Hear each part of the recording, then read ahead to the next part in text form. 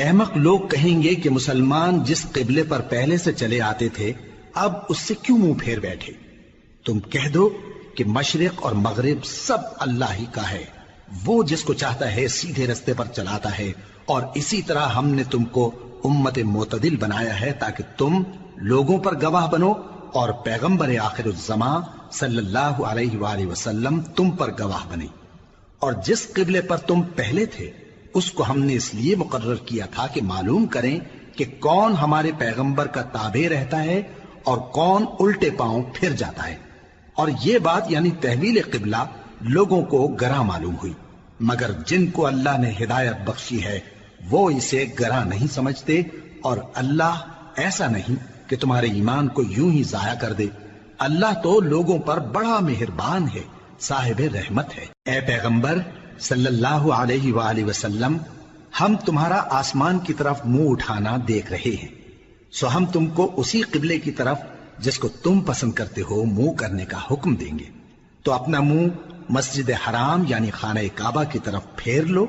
اور تم لوگ جہاں ہوا کرو نماز پڑھنے کے وقت اسی مسجد کی طرف منہ کر لیا کرو۔ اور جن لوگوں کو کتاب دی گئی ہے وہ خوب جانتے ہیں کہ یہ نیا قبلہ ان کے پروردگار کی طرف سے حق ہے، اور جو کام یہ لوگ کرتے ہیں اللہ ان سے بے خبر نہیں۔ اور اگر تم ان اہل کتاب کے پاس تمام نشانیاں بھی لے کر آؤ تو بھی یہ تمہارے قبلے کی پیروی نہ کریں، اور تم بھی ان کے قبلے کی پیروی کرنے والے نہیں ہو، اور ان میں سے بھی بعض کے قبلے کے پیرو نہیں۔ اور اگر تم باوجود اس کے کہ تمہارے پاس علم یعنی اللہ کا حکم آ چکا ہے ان کی خواہشوں کے پیچھے چلو گے تو ظالموں میں ہو جاؤ گے۔ جن لوگوں کو ہم نے کتاب دی ہے وہ ان پیغمبر آخر الزمان صلی اللہ علیہ وآلہ وسلم کو اس طرح پہچانتے ہیں جس طرح اپنے بیٹوں کو پہچانا کرتے ہیں،